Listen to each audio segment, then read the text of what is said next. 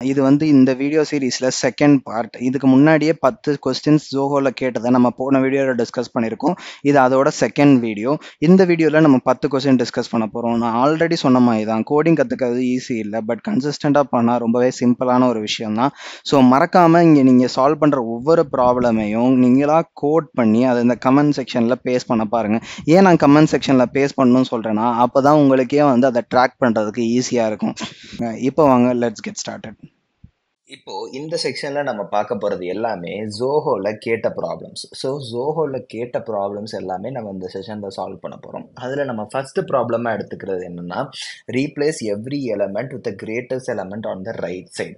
அதாவது நம்மளுக்கு ஒரு அரே கொடுத்துருப்பாங்க. ஃபார் எக்ஸாம்பிள், இந்த அரேல இந்த எலமெண்ட்டுக்கு ரைட் சைட், அதாவது இந்த அரேல இருக்கிறதுல கிரேட்டஸ்ட் எலமெண்ட் என்ன 17. ஸோ இந்த எலமெண்ட்டை 17 வச்சு ரீப்ளேஸ் பண்ணணும். அதை தான் நம்ம இங்கே பண்ணியிருக்கோம். 17க்கு ரைட் சைடில் இருக்கிறது 4 3 5 2. அதில் கிரேட்டஸ்ட் 5. ஸோ 5 வச்சு ரீப்ளேஸ் பண்ணுறோம். 4ல் ரைட் சைடில் இருக்கிறதும் 5 தான். ஸோ 5 வச்சு ரீப்ளேஸ் பண்ணுறோம். 3ல் ரைட் சைடில் இருக்கிறதுல கிரேட்டஸ்ட்டும் 5 தான். இப்போது 5ல் ரைட் சைடில் இருக்கிறதுல கிரேட்டஸ்ட் 2. ஸோ 2 வச்சு ரீப்ளேஸ் பண்ணுறோம். அடுத்து 2ல் ரைட் சைடில் கிரேட்டஸ்ட் ஒன்றுமே இல்லை. ஸோ -1 அப்படின்னு இது பண்ணிட்டோம். ஓகேவா? இப்போ இதை நம்ம நிறைய அப்ரோச்சில் சால்வ் பண்ணலாம். ஒரு அப்ரோச் என்னன்னா, ஒரு புது அரே கிரியேட் பண்ணிட்டு லாஸ்ட்ல இருந்து டிராவல்ஸ் பண்ணிட்டு, இந்த சைடு லாஸ்ட்ல இருந்து டிராவல்ஸ் பண்ணிட்டு நம்ம வந்து மேக்ஸிமமா இருக்கிறத ஃபில் பண்ணலாம். ஃபர்ஸ்ட் நம்மளுக்கு ஒரே ஒரு எலமெண்ட் பார்க்கும்போது மேக்ஸிமமா 2 தான் தெரியும். அடுத்து 2 எலமெண்ட் பார்க்கும்போது மேக்ஸிமம் 5 தெரியும். அடுத்து 3 எலமெண்ட் பார்க்கும்போது மேக்ஸிமம் 5 தான், ஏன்னா 5 தான் ஹையஸ்ட். அடுத்து 4 எலமெண்ட் பார்க்கும்போது மேக்ஸிமம் வந்து 5 தான் தெரியும். 5 5 5 2 இப்படி தெரியும். அதுக்கு அடுத்து 17 வரும். இந்த மாதிரி வந்து பார்த்துட்டே வந்தால் இதை வச்சு நம்ம செய்யலாம். பட் எக்ஸ்ட்ரா ஸ்பேஸாக நம்ம இந்த அரேவை எடுக்கிறோம். ஸோ இந்த அரேவை எடுக்காமல் நம்ம எப்படி செய்யலாம்னு இப்போ பார்ப்போம்.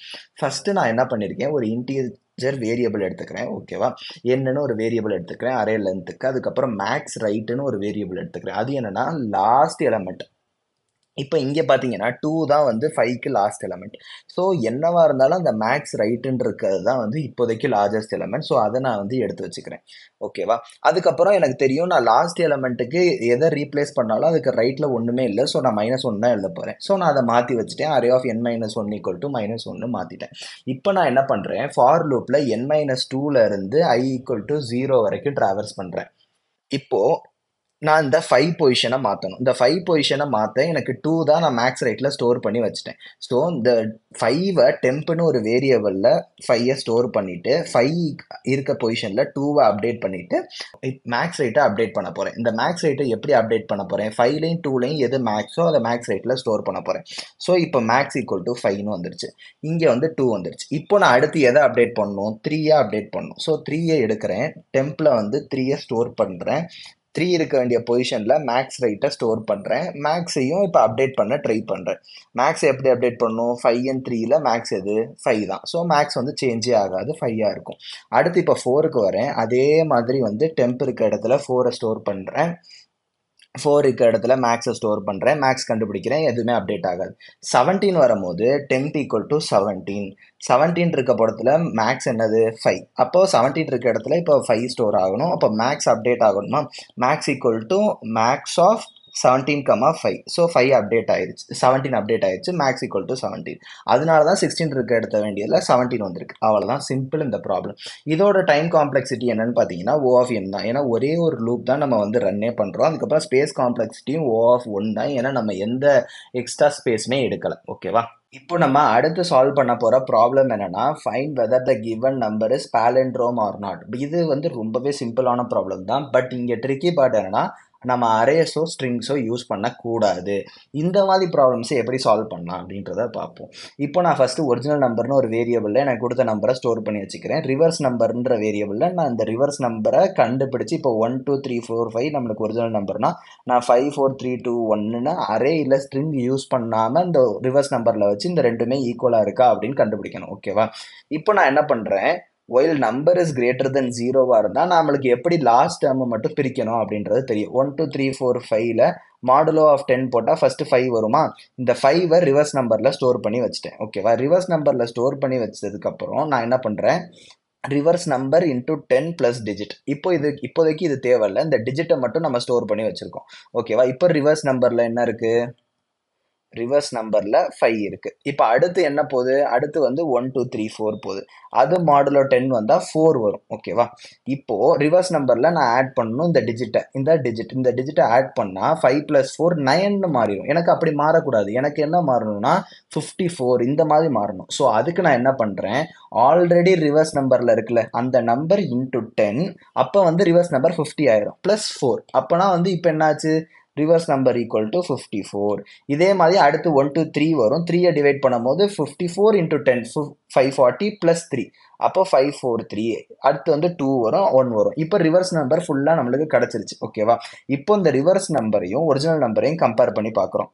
இப்போ நம்மளுக்கு ஒரிஜினல் நம்பர் என்ன? 1 2 3 4 5. ரிவர்ஸ் நம்பர் என்ன? 5 4 3 2 1. இதை ரெண்டையும் கம்பேர் பண்ணி பார்த்தா ஈக்குவலா இருந்துச்சுன்னா நம்ம வந்து ரிட்டர்ன் பண்ணிடலாம். For example 1 2 1 2 1. இது வந்து ரிவர்ஸ்ல எடுத்தாலும் 1 2 1 2 1 தான். ஸோ இந்த நம்பர் வந்து ஈக்குவலா தான் இருக்கும். ஸோ இது வந்து பேலண்ட்ரோம்னு ரிட்டர்ன் பண்ணிடலாம். இப்போ 1 2 3 4 5 ஆப்வியஸா ஈக்குவலா இருக்காது. ஸோ அதை வந்து ஃபால்ஸ்ன்னு ரிட்டர்ன் பண்ணிடலாம். அவ்வளவுதான், சிம்பிள் இந்த ப்ராப்ளம். இப்போ நம்ம அடுத்து பார்க்க போற ப்ராப்ளம் என்னன்னா பேனகிராம் செக்கிங். ஓகேவா? இந்த ப்ராப்ளம் வந்து நிறைய விதத்துல சால்வ் பண்ணலாம். பட் நான் உங்களுக்கு சொல்லிக் கொடுக்க போற விதம் ரொம்பவே வந்து யூனிக்கானது, ரொம்பவே இன்ட்ரெஸ்டிங்கானது.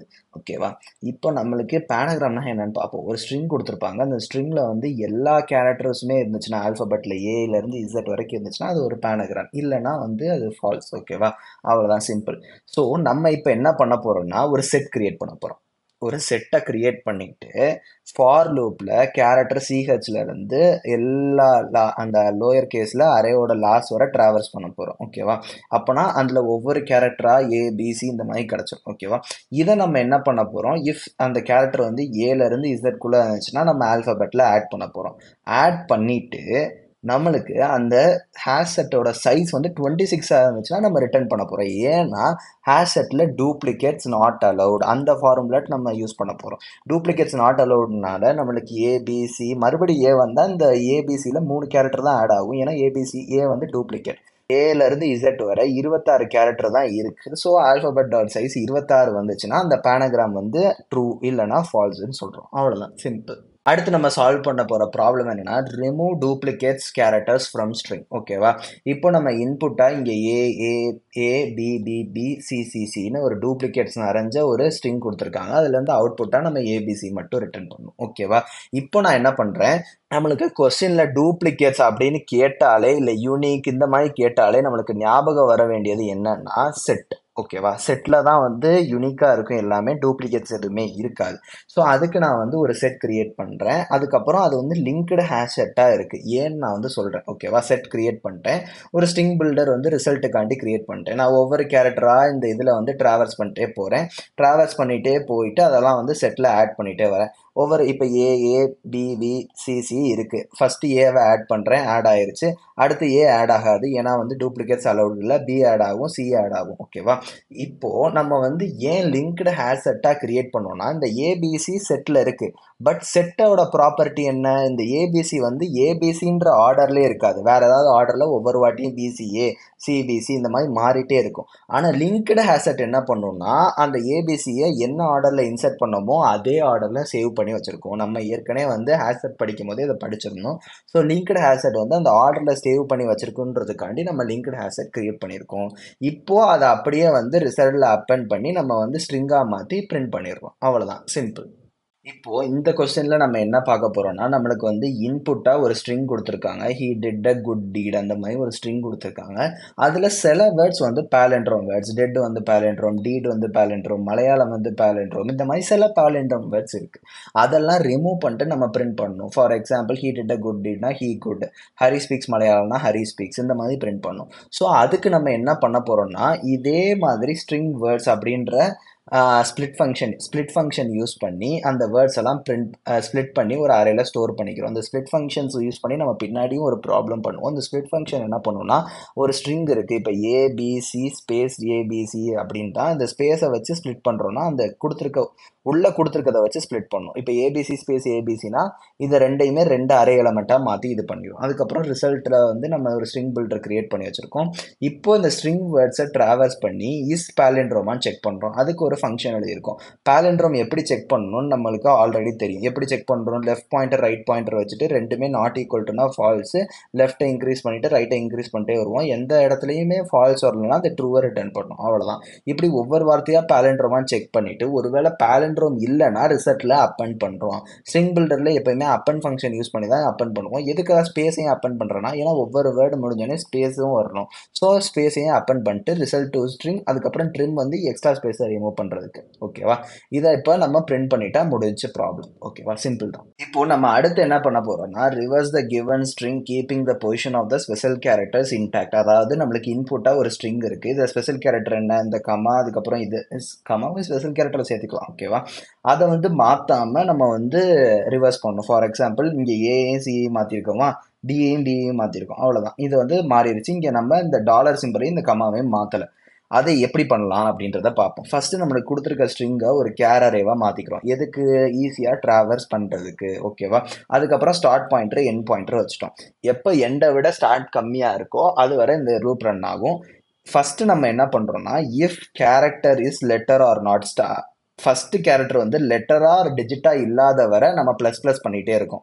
லெட்டர் ஆர் டிஜிட்னா என்னன்னா, ஃபர்ஸ்ட் கேரக்டரே உங்களுக்கு வந்து ஒரு டாலரோட ஆரம்பிச்சுன்னா நம்ம அதை வந்து ஸ்வாப் பண்ண வேண்டிய அவசியம் இல்லை. ஸோ அடுத்த கேரக்டருக்கு மூவ் ஆயிடணும் ஸ்டார்ட். அதுக்காண்டி வந்து நம்ம இதை வந்து ப்ளஸ் ப்ளஸ் பண்ணிகிட்டே இருக்கோம். எப்போ இது ஸ்டாப் ஆகும்னா, எப்போ ஃபர்ஸ்ட் லெட்டர் ஒரு டிஜிட்டை கண்டுபிடிக்குதோ அப்போ ஸ்டாப் ஆகும். இதுவே நம்ம எதோட ஸ்வாப் பண்ணணும்? என் பாயிண்டரோட வந்து ஸ்வாப் பண்ணணும். ஸோ லாஸ்ட் கேரக்டர் ஒரு டாலராக இருந்தால் என்ன பண்ணுறது? என் பாயிண்டரை டிக்ரிமெண்ட் பண்ணி அதுக்கு முன்னாடி கேரக்டருக்கு வருவோம். ஸோ அது வந்து எப்போ ஸ்டாப் ஆகும்னா, எப்போ ஒரு லெட்டரை மீட் பண்ணுதோ அப்போ ஸ்டாப் ஆகும். இப்போ வந்து ரெண்டுமே மீட் ஆயிருச்சு. ஃபார் எக்ஸாம்பிள் இப்படி இருக்கு, டாலர் ஏபி டாலர். இங்கே வந்து ஸ்டார்ட் இருக்கு, இங்கே எண்ட் இருக்கு. இப்போ என்ன பண்ணணும்? இதை ஸ்வாப் பண்ணணும். ஸ்வாப் பண்ணால் என்ன பண்ணணும்? ஒரு டெம்பரரி வேரியபிளில் ஸ்டார்ட்டை ஸ்டோர் பண்ணிட்டு ஸ்டார்ட்ல எண்டை ஸ்டோர் பண்ணிட்டு எண்ணில் வந்து டெம்பை ஸ்டோர் பண்ணால் முடிஞ்சு. அதுக்கப்புறம் start plus plus n minus minus. அவ்வளோதான். அதுக்கடுத்து நியூ ஸ்ட்ரிங்கில் வந்து இந்த கேரக்டர் அரேவை கொடுத்து நியூவாக பிரிண்ட் பண்ணிட்டா முடிஞ்சிருச்சு. ஓகேவா? அடுத்து இப்போ நம்ம பார்க்க போகிற ப்ராப்ளம் என்னன்னா, ஸ்ட்ரிங் ஈக்குவல்ஸ் அப்படின்னு ஒரு ப்ராப்ளம். நம்மளுக்கு வந்து 2 அரே வேர்ட்ஸ் கொடுத்துருப்பாங்க. அது என்னன்னா, ஃபர்ஸ்ட் வந்து ஒரு அரே கொடுத்துருப்பாங்க, செகண்ட் வந்து ஒரு அரே கொடுத்துருப்பாங்க. இந்த 2 வேர்டையுமே ஆட் பண்ணால் என்ன வரும்? ஏபிசின்னு வரும். இங்கேயும் 2 இதையுமே ஆட் பண்ணால் ஏபிசி தான் வரும். ஸோ அது வந்து ட்ரூ, ரெண்டுமே ஈக்குவலாக இருக்குது. ஃபார் எக்ஸாம்பிள் இங்கே பார்த்தோம்னா ஏசிபி ஏபிசி ரெண்டுமே வேற வேற, ஸோ ஃபால்ஸ்ன்னு ரிட்டர்ன் பண்ணும். இந்த ப்ராப்ளமை எப்படி சால்வ் பண்ணலாம் அப்படின்னு பார்த்தோம்னா, ஃபர்ஸ்ட் வந்து 2 ஸ்ட்ரிங் எடுத்துக்கணும், ஃபர்ஸ்ட் வேர்டுக்கு செகண்ட் வேர்டுக்கு அப்படின்னு. அதுக்கப்புறம் ஃபார் லூப்பில் இன்ட் ஐ ஈக்குவல் டு 0லேருந்து ஃபர்ஸ்ட் வேர்ட் லென்த் வரைக்கும் போய் எல்லா ஸ்ட்ரிங்கையும் ஆட் பண்ணி வச்சுக்கணும். அதே மாதிரி ஃபார் லூப்பில் அடுத்து இன்ட் ஐ ஈக்குவல் டு 0லேருந்து லாஸ்ட் வரைக்கும் போய் எல்லா இதையும் ஆட் பண்ணி வச்சுக்கணும். அதுக்கப்புறம் நம்ம இப்போ என்ன கண்டுபிடிக்க போகிறோம்னா, ஸ்ட்ரிங் 1 கண்டெயின் ஸ்ட்ரிங் 2 பார்க்க போகிறோம். ஒருவேளை அப்படி இருந்துச்சுன்னா அதை வச்சுட்டு அதே மாதிரி ஸ்ட்ரிங் 2 கண்டெயின் ஸ்ட்ரிங் 2 பார்க்குறோம். இந்த ரெண்டுமே ட்ரூவாக இருந்தால் தான் நம்ம ரிட்டர்ன் பண்ணணும். இதுதான் இருக்கிறதுலே ரொம்ப இம்பார்ட்டண்ட்டான பாயிண்ட்டு. ஏன்னா நம்ம என்ன பார்க்க போகிறோம்னா, ஏபிசி இஸ் ஈக்குவல் டு அந்த வர ஸ்ட்ரிங்கான்னு தான் பார்க்க போகிறோம். 2 ஸ்ட்ரிங்குமே ஈக்குவலாக இருக்கான்னு பார்க்க போகிறோம். ஃபார் எக்ஸாம்பிள் ஏபிசி வந்து ஸ்ட்ரிங் 1ன்னு வச்சுப்போம், ஏபிசிடி வந்து செகண்ட் ஸ்ட்ரிங்குன்னு வச்சுப்போம். ஸ்ட்ரிங் 1 கண்டெயின்ஸ் ஸ்ட்ரிங் 2வா? இல்லை. ஆனால் ஸ்ட்ரிங் 2 கண்டெயின் ஸ்ட்ரிங் 1. அதாவது ஏபிசிடியில் வந்து ஏபிசி இருக்குது, பட் ஏபிசியில் வந்து ஏபிசிடி இல்லை. ஸோ ரெண்டையுமே கம்பேர் பண்ணால் தான் நம்மளுக்கு வந்து ட்ரூ ஆர் ஃபால்ஸ் ரிட்டர்ன் பண்ண முடியும். ஓகேவா? நம்ம இப்போ அடுத்து பார்க்க போகிற ப்ராப்ளம் என்னென்னா, சஃபில் ஸ்ட்ரிங் அப்படின்னு ஒரு ப்ராப்ளம். இந்த ப்ராப்ளமில் நம்மளுக்கு ஒரு ஸ்ட்ரிங் கொடுத்துருப்பாங்க, அதுக்கப்புறம் ஒரு அரேயில் இண்டெக்ஸஸாக கொடுத்துருப்பாங்க. அதில் என்ன பண்ணணும்னா, ஃபார் எக்ஸாம்பிள் நம்ம 4ன்னு ஃபஸ்ட்டு கொடுத்துருக்காங்களா, அப்போ 4th இண்டெக்ஸில் இருக்க எலமெண்ட் என்ன? அதாவது எல் தான் 4th இண்டெக்ஸில் இருக்குது, அதை கொண்டு வந்து ஃபஸ்ட்டில் வைக்கணும். அதே மாதிரி இப்போ 5ன்னு கொடுத்துருக்காங்களா, அப்போ 5ல் இருக்கிறத செகண்ட் வைக்கணும். அடுத்து 6ன்னு கொடுத்துருக்காங்களா, 6ல் இருக்கிறத செகண்ட் வைக்கணும். இந்த இண்டெக்ஸுக்கு ஏற்ற மாதிரி இந்த ஸ்ட்ரிங்கை அரேஞ்ச் பண்ணுறது தான் சஃபில் ஸ்ட்ரிங். இதில் வந்து லீட் கோட்லேருந்து எடுத்த ரொம்பவே இன்ட்ரெஸ்டிங்கான ஒரு ப்ராப்ளம் ஸ்ட்ரிங்கை லேர்ன் பண்ணிக்கிறதுக்கு. ஓகேவா? இப்போ நம்ம என்ன பண்ணுறோம், ரீஸ்டோர் ஸ்ட்ரிங்னு ஒரு ஃபங்க்ஷன் எழுதியிருக்கோம். அதில் எஸ், அதுக்கப்புறம் இண்டெக்ஸஸ் இருக்குது. நான் என்ன பண்ணுறேன், புதுசாக ஒரு கேரக்டர் அரே கிரியேட் பண்ணுறேன். அந்த கேரக்டர் அரே வந்து ஏற்கனவே இருக்க ஸ்ட்ரிங் இண்டெக்ஸ் லென்த்துக்கு ஏற்ற மாதிரி கிரியேட் பண்ணிட்டேன். இப்போ ஃபார் லூப்பில் 0லேருந்து லாஸ்ட் எலமெண்ட் வரை ட்ராவல்ஸ் பண்ணிட்டு இந்த கேரக்டர் அரேல இந்த பார்ட் தான் ரொம்பவே இம்பார்ட்டன்ட். ஓகேவா? நான் வந்து கேரக்டர் அரேல இண்டெக்ஸ் ஆஃப் ஐ கொடுக்குறேன். இண்டெக்ஸ் ஆஃப் ஐனா என்னன்னா, இது வந்து 0. 0னா என்ன? இன் ஆஃப் 0 என்ன? 4. அப்போ 4. அப்போ சி ஆஃப் 4 வந்து என்னது? இங்கே ஃபர்ஸ்ட் இருக்க எலமெண்ட். அப்போ சி ஆஃப் 4 வந்து சி. அதே மாதிரி இப்படியே அரேஞ்ச் பண்ணிட்டு போனோம்னா அடுத்து சி ஆஃப் 5 என்னது? ஓ. அடுத்து சி ஆஃப் 6 என்னது? டி. இந்த மாதிரி அரேஞ்ச் பண்ணிட்டே போனோம்னா நம்மளுக்கு இங்கே இருக்க அரே வந்து இந்த மாதிரி அரேஞ்ச் ஆயிரும். இந்த பாயிண்ட் தான் இருக்கிறதுலே ரொம்ப இம்பார்ட்டன்ட். அதுக்கப்புறம் நம்ம ரியூ ஸ்ட்ரிங்காக மாற்றி பிரிண்ட் பண்ணிடலாம். அவ்வளோதான், சிம்பிள். இப்போ நம்ம அடுத்ததா என்ன ப்ராப்ளம் சால்வ் பண்ண போறோம்னா ஒரு ஸ்னேக் பேட்டர்னா பிரிண்ட் பண்ண போறோம். For example n equal to 4ன்னு கொடுத்துட்டாங்கன்னா நம்ம 4ல வந்து 4x4ல எத்தனை எலமெண்ட் இருக்கும்? 16 எலமெண்ட் இருக்கும். ஸோ 16 வரைக்கும் 1ல இருந்து 16 வரைக்கும் நம்ம ஸ்னேக் பேட்டர்னை பிரிண்ட் பண்ணணும். ஸ்னேக் எப்படி இருக்கும்? இப்படி இருக்குமா? ஸோ அதே மாதிரி ஃபர்ஸ்ட் ரோ வந்து இன்க்ரீசிங் ஆர்டர்ல, அடுத்த ரோ டிக்ரீசிங் ஆர்டர்ல, அடுத்த ரோ இன்க்ரீசிங், அடுத்த ரோ டிக்ரீசிங், இந்த மாதிரி பிரிண்ட் பண்ண போறோம். ஓகேவா? ஃபர்ஸ்ட் நம்ம int num ஈக்குவல் டு 1ன்னு வச்சிருக்கோம். ஏன்னா நம் 1ல இருந்து தான் ஸ்டார்ட் பண்ண போகுது. அதுக்கப்புறம் ஃபார் லூப்ல 1ல இருந்து n வரை டிராவர்ஸ் பண்ணிட்டு ஃபர்ஸ்ட் ரோ, அதாவது if row is not divided by 2, அதாவது ஆட் நம்பர் ஆஃப் ரோவா இருந்துச்சுன்னா இன்க்ரீசிங் ஆர்டர்லேயே பிரிண்ட் பண்ணிடுறோம். ஓகேவா? எப்படி பிரிண்ட் பண்ணுறோம்? j ஈக்குவல் டு 1ல இருந்து n வரை, அதாவது 4 வரை தான் இந்த ஒரு ரோல இருக்கணும். ஸோ 4 வரை நம்ம பிரிண்ட் பண்ணிட்டு நம்ம ப்ளஸ் பண்ணிட்டே வரோம். அப்போது ஃபர்ஸ்ட் ரோ பிரிண்ட் பண்ணி முடிக்கும் போது நம் வந்து என்னவா இருக்கும்னா 5ஆ வந்திருக்கும். 5ஆ வரும்போது அதை வந்து எல்ஸ், அதாவது ஆட் ரோ இல்லை ஈவன் ரோவா இருந்துச்சுன்னா அதே மாதிரி 4 எலமெண்ட் பிரிண்ட் பண்ணுறதுக்காண்டி j equal to 1 to n. But இங்கே வந்து நம்ம டெம்பை பிரிண்ட் பண்ணுறோம். டெம்ப் என்னன்னா நம் பிளஸ் n மைனஸ் 1, அதாவது நம்ப் வந்து இப்போ ஃபர்ஸ்ட் ரோ முடியும் போது 5ஆ இருக்கும்.